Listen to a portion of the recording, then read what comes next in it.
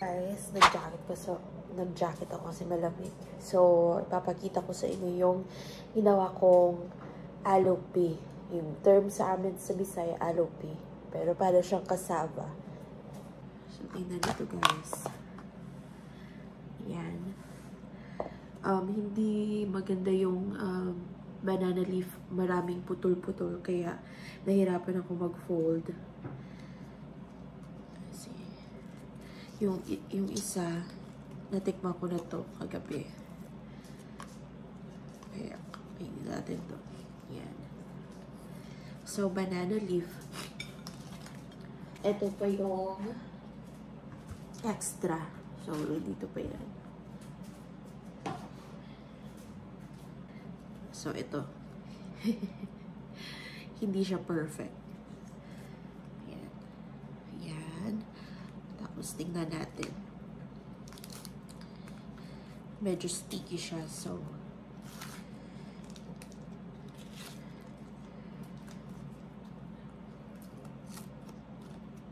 Taran!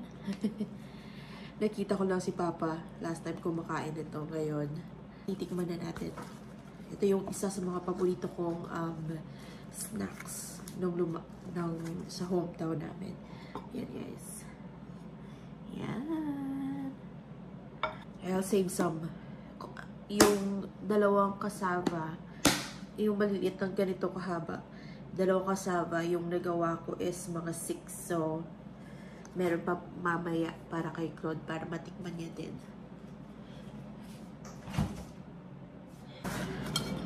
So, eto siya guys. Yan. Tikman natin. Tapos gagawa ko ng kape.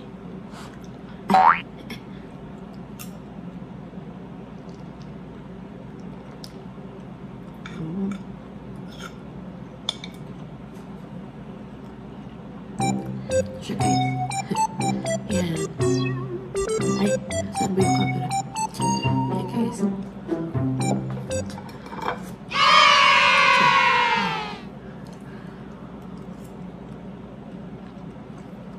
Gagawa ko ng kape. So, meron ako dito nga coffee ko, brown. Ito yung paborito kong kape. So, kapag gusto ko ng iced coffee, ito yung paborito ko. At saka kapag hot coffee naman, ito yung ginagamit ko. Coffee ko brown. So, binili namin sa Heptay, isang Asian store na malapit dito sa amin. Are we going to play? Are we making a building? Yeah. Let's make a building.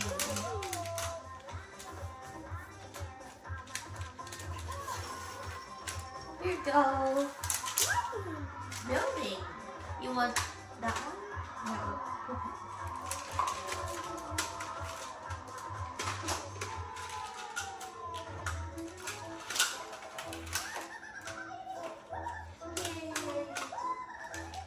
I'll say, yay!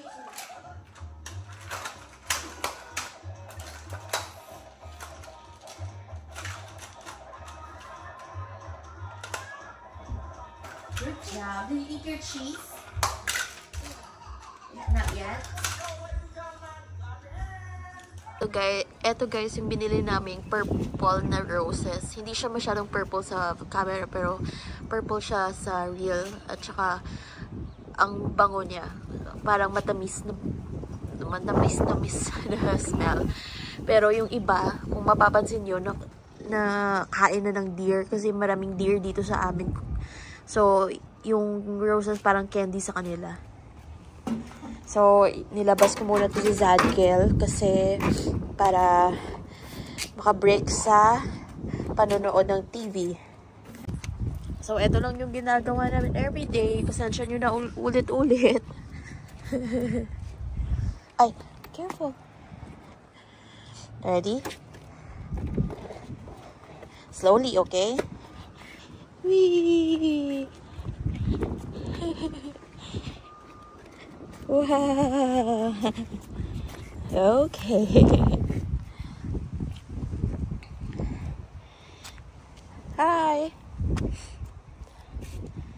Zad. Dala niya pa yung bottles niya. We're going.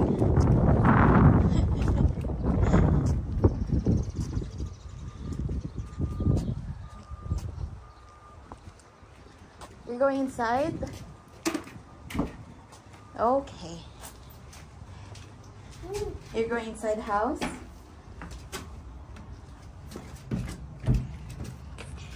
Hi!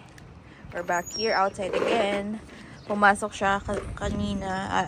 Hindi na kami nagtagal dito kanina kasi gusto niya pumasok sa loob. Pero time na ngayon para hintayin si Mercurian kasi in a moment, ilang minuto, darating niya yung bus. Are you riding your bus too? Round and round. Uh-oh. Okay, mommy. Careful.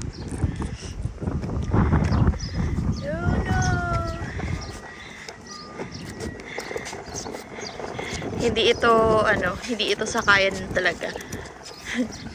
Kaya hinahawakan ko para hindi siya matumba. We're waiting for Kuya. Kuya will be here in a bit.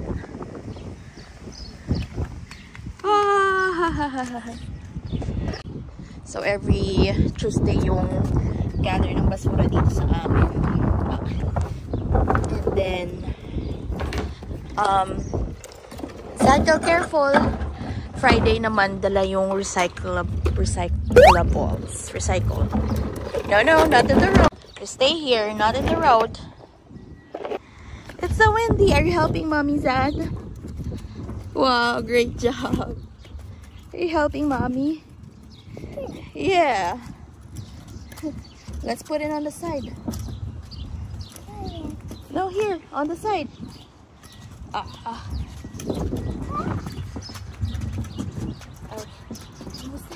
Almost there. Okay, here. Is it a virus? Shh, shh, shh, shh, shh.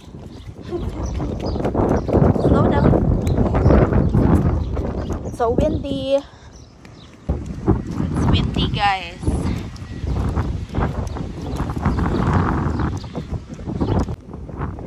Kuya's here, come on.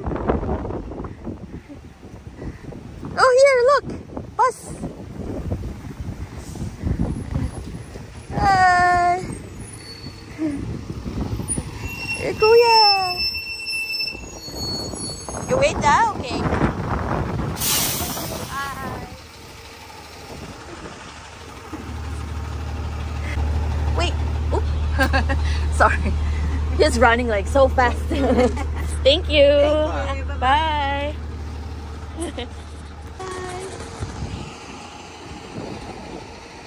Bye. Good morning, Kuya. How's school? How's school, boy? Outside, Gil. Bye, bus. Oh, school bus. How was school, Mercurian? Is a school bus? Is that a school bus? Let's go. Let's go inside. Oh, watch out. We're outside. Playing. So, Zadko's playing. Nandito si Zadko naglalaro. And then, nandito si Mercurian. You wanna go swing, Mercurian? So, nandito kami ngayon sa labas para break from tablet, watching tablet. At para makapaglaro rin yung dalawang bata.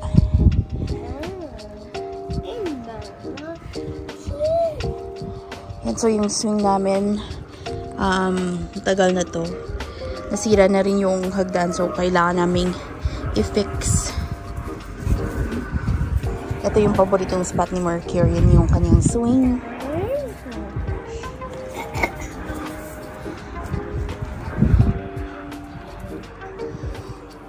Is that a dinosaur? A dinosaur and mommy pig. What's the sound of the mommy pig?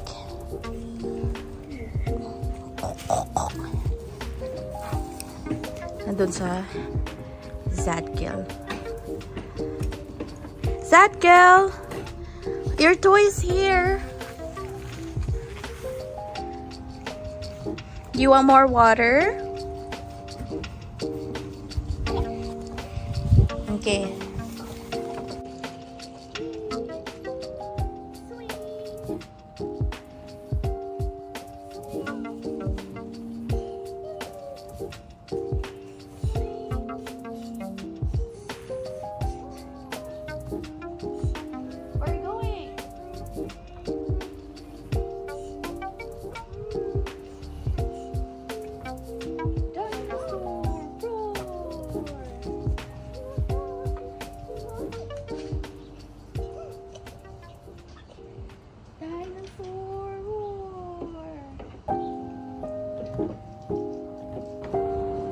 Done or more?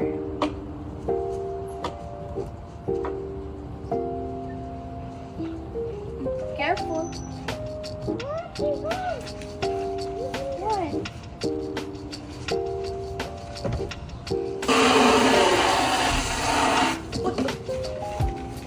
You wait for mommy.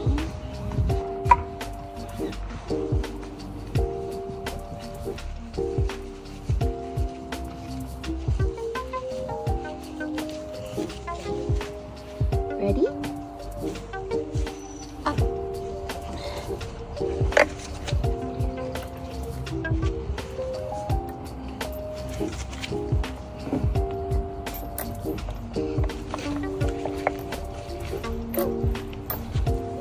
They're broken.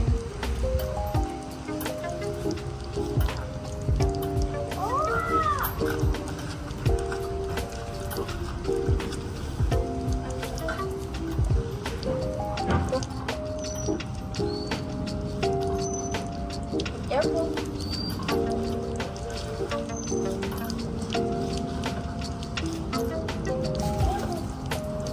Oh no, it's dirty.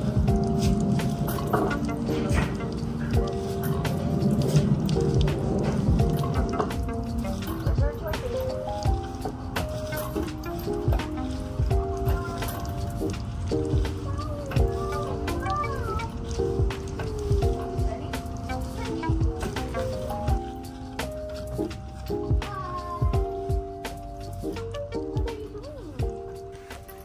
What are you doing, Zad? Hi. Oh, careful. Watch your head. Guys, so natapos na tayo dun sa backyard at nandito na rin si Claude. So, nagluluto ako ng aming dinner. So, ang aming dinner ngayong gabi is frito pie. So, uso dito, very common dito yung frito pie. Isa siyang sa iba, parang appetizer. Pero, gagawin siya namin dinner. So, ito yung natirang beef sa hamburger na dinner namin gabi. So, hinati ko lang para maluto ko ng different dish. So, iluluto ko muna yung beef. Pagkatapos, ipunin natin yung mga water, excess na water, para hindi maging soggy. And then, nag-cut na rin ako dyan ng onions at saka magka-cut ako ng bell pepper. Naubos na yung mushrooms ko, kaya bell pepper yung isa-sub natin. So, yun guys. Papakita ko lang sa inyo. So, eto ng ating karne. Kung makikita nyo, meron pa siyang konting tubig. So, i-drain natin yung tubig para hindi ko lang alam, pero ganun sila dito. Initin yung beef, pagkatapos i-drain yung tubig.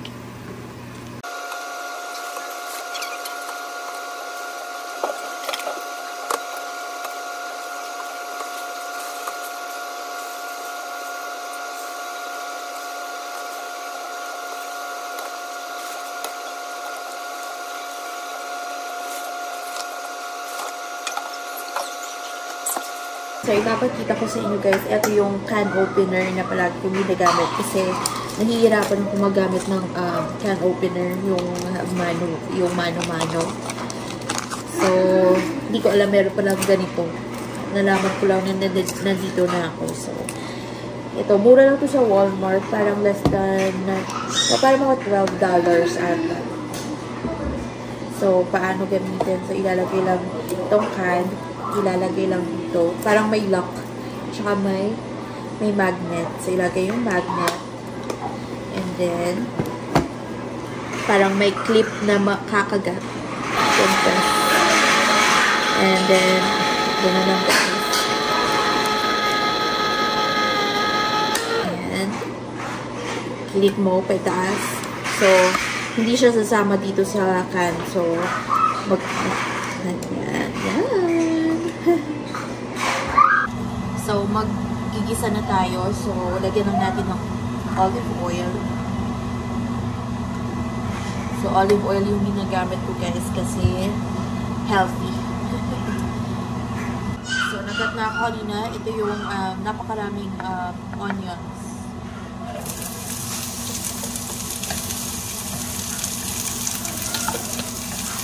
Hilig ako sa onions.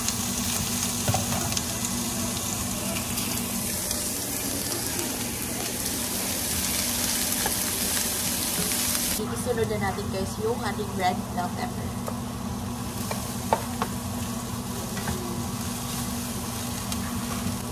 So, ito yung taco seasoning. Nabibili siya sa Walmart, sa gluten-free section. At sa iba pa mga stores, tulad ng H-E-B. So, ito yung itsura niya. Nakuha ko na yung brand ng name. Okay, halo ko siya mamaya sa 1 cup of water. Isasama natin siya sa beef. So, nagpainit lang ako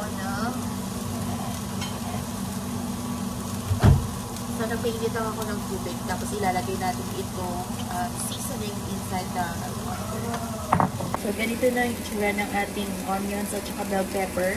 Magdadagdag tayo ng salt, pepper, paprika, yung mga condiments. Para I-observe kasi kapag isama mo yung condiments sa pag-isa mo, mas malasa yung pagkain.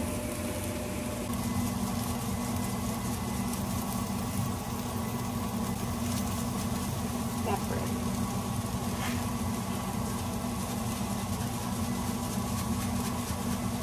Wala akong measurement. Patansya lang ako.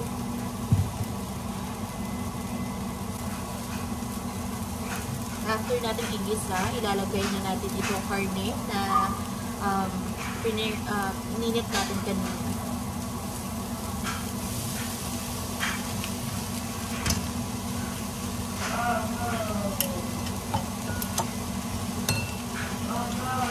Ang dahilan kung bakit natin ginamit yung strain kasi may tubig. So, dapat walang tubig.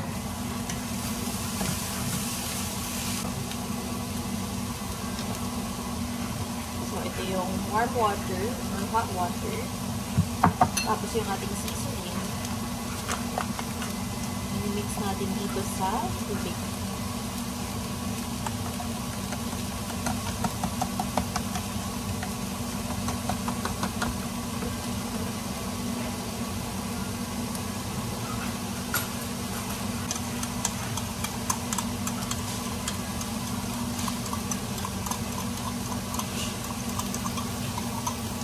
Ilalagay dito.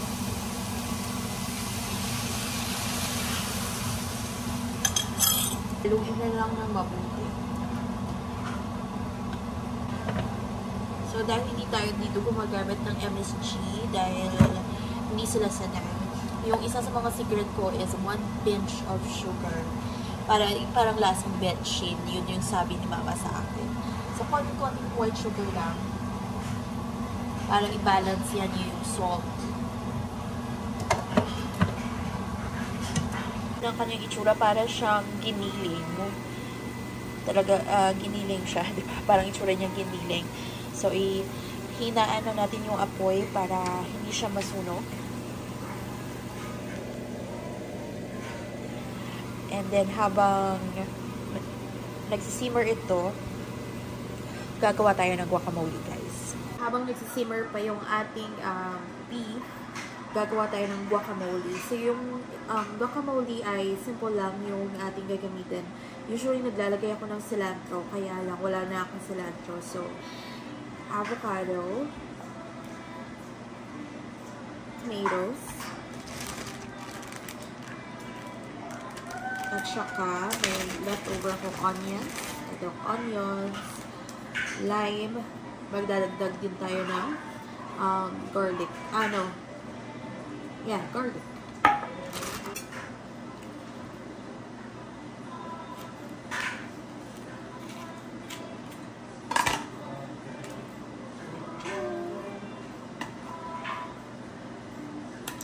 Naglalaro sila ni Claude at yung mga dalawang bata habang nagluluto.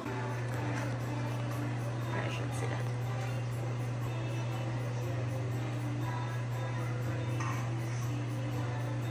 Ayan. So, ito yung ating avocado guacamole bowl. Nabili namin sa HEB. Pasensya nyo na parang nag-open yung mouth kasi may sipon ako. Hindi ako makahinga.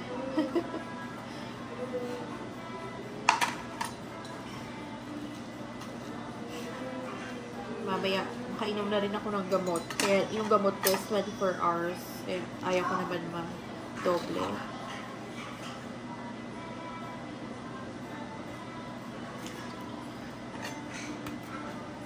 Tingnan natin kung okay pa itong isa kasi medyo ripe na. Okay pa. So, i-technique kung paano kunin yung seed is i-cut mo lang siya dito tapos pull up. Yan. Kasi iba yung mga hack nila. Sobrang hirap. So, nakita ko ilang ito sa TikTok. Wow!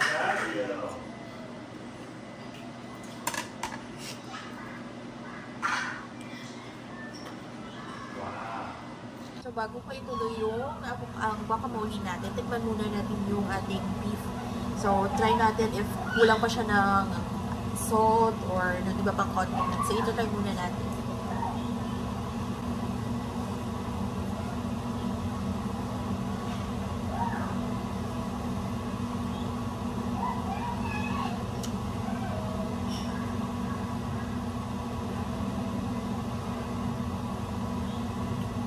May kulang. Medyo asim-asim siya. So, medyo maasim. Okay. So, lalagyan ko ng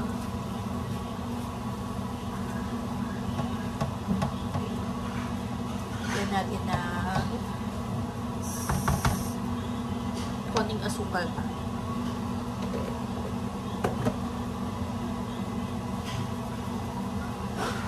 At saka salt process. At lagyan natin ng garlic powder.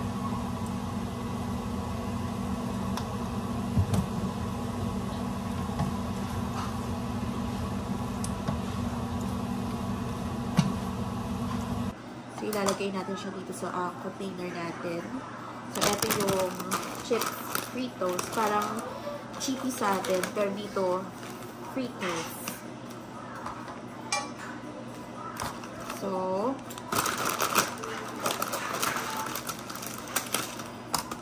lagyan na natin ang layer, first layer. Lalagay natin yung ating karne sa ibabaw. And then, ito yung ating parang chilies.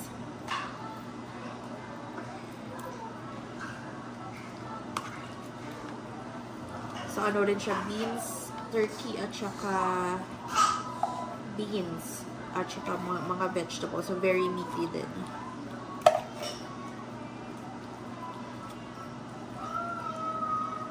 Gamit ko yung sharp cheddar. Walmart brand lang siya. Spread natin yan dito sa ating frito pie. Yan. Mag-cheesy.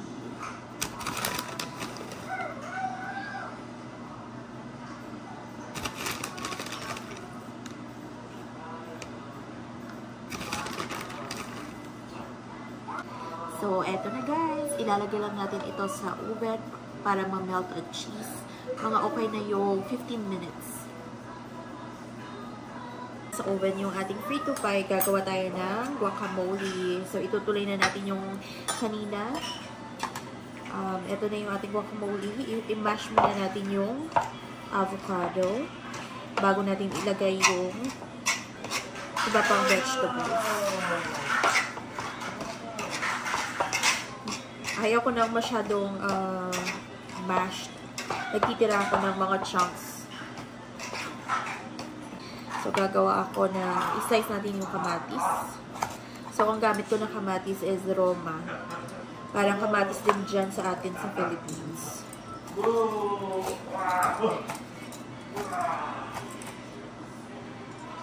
So, sabi ko sa iba kong vlog, nasanay na rin ako magluto kasi mas iba talaga kapag yung dinner is lutong bahay, di ba? Yung mga frozen food, minsan hindi kaswerte kapag yung mga nabili mong frozen food masarap. Ang iba yung parang mushy at hindi fresh. So, talagang nag-take time ako kahit busy ako dalawang bata na magluto ng dinner. At isa pa, alam ko kung anong lulutuin dahil ma-rice tayo. Pero binabalance ko rin naman kasi mahilig din si Claude sa mga Tex-Mex, mga tacos. Yung niluluto ko na Filipino food na paborito ni Claude is tinolang manok. Tinolang manok. So, yun yung lulutuin natin bukas. Pero, inubos ko muna yung karne para hindi siya ma-expose ng matagal sa ref. Kasi nagamit ko na yung iba kahapon sa pag-burger. Hindi ako napag-vlog kahapon about sa burger kasi nagluto po ako ng alupi. Alam niyo ba yung alupi? Sa amin sa Tigay noon, parang siyang kasama na merienda, alupi sa amin. So, meron pa akong alupi na kinain ko kaninang breakfast. Ipapatikim ko mamaya if hindi pa busog si Claude. Ipapatikim ko kay Claude. At makita nyo rin yung reaction niya. Nagkausap kami kanina ng mama ko sa vlog. Sabi niya, naiyak daw siya kasi naawa siya sa akin. Kasi may isa akong video na parang last part ng video is nagpapasalamat kasi marami nang nag-subscribe. Malapit na mag 1,000. Naawa siya sa akin. Sabi ko, hindi naman ako napapaiyak doon sa video. Pero nung nakikinig ako sa kanya, parang naiyak na rin ako. So, eto na guys. Na-chop ko na yung onions. So, ilalagay lang natin ito. Masarap ang onions na ito. Hindi siya spicy. Parang nagpapa-add ng flavor dito sa guacamole. So, isa lang kamatis yung ginamit ko kasi konti lang naman. Yan. Ito na siya guys. So, imamash natin. So, nalagay ko na yung kamatis at saka yung onion. Magdadagdag tayo ng garlic. Yung garlic, na-chop na. Nung bimili kami sa store, chop na siya. Okay. So, konti lang. Mga ganito lang. Kasi very strong yung flavor niya. And then, after that, meron ako ditong lime. So, tansyahin nyo rin. Ayoko nang masyadong maasim na guacamole. Gusto ko yung mas lumalamang yung avocado na taste. So, mga isang ganito lang. So, konting-konti lang. Pepper. Sabi ng mama ko, mabuti nasanay ka na hindi gumamit ng magic sarap. Sabi ko, before, unang-una ko ng luto, hindi rin masyadong okay. Pero, natutunan ko na rin magluto na walang magic sarap. Kasi marami namang spice dito na available. At isa pa, yung magic sarap is mayroong halong harina. Allergic si hubby sa wheat or sa harina. Kaya, hindi ako gumagamit nun. Yung ano pa, yung Knorr cubes, yung Knorr mismong, yung Knorr cubes, meron ding harina, merong wheat, so hindi din ako gumagamit nun. So, natuto na lang ako every time na magluto, tansya-tansya. So, basically, yung aking basic na condiment, salt, pepper, paprika, at saka garlic powder. Pero kung nalaman ko na allergic pala ako sa garlic powder na hindi niluluto. For example, yung bread at saka lalagyan ng garlic powder, kakainin ko lang siya. Allergic ako, parang nagsuswollen yung lips ko last time. Hinalilo ko yung garlic powder sa mayonnaise kasi nachos din yung dinner namin. Kumati yung likod ko, parang nag-red yung, nag-swollen yung likod ko. So, simula nun, careful na ako sa paglagay ng garlic powder sa pagkain ko. So, ito siya guys. So, tikman muna natin if okay na yung lasa niya. Masarap na siya. So, hindi na ako magdadagdag ng lime or salt or pepper. Then, okay na siya. So, guys, ito ng ating frito pie. At siya, ito ng ating guacamole. So, maghahanda na ako ng ilalagay ko na sa plate yung pagkain ng dalawang bata.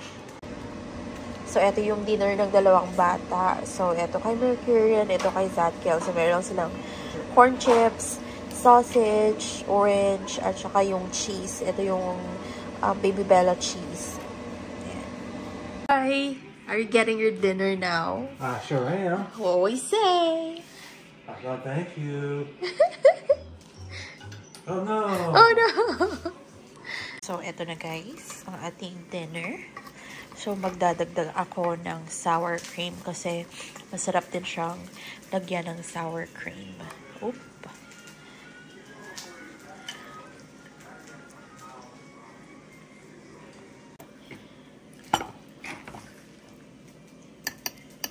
Guacamole natin.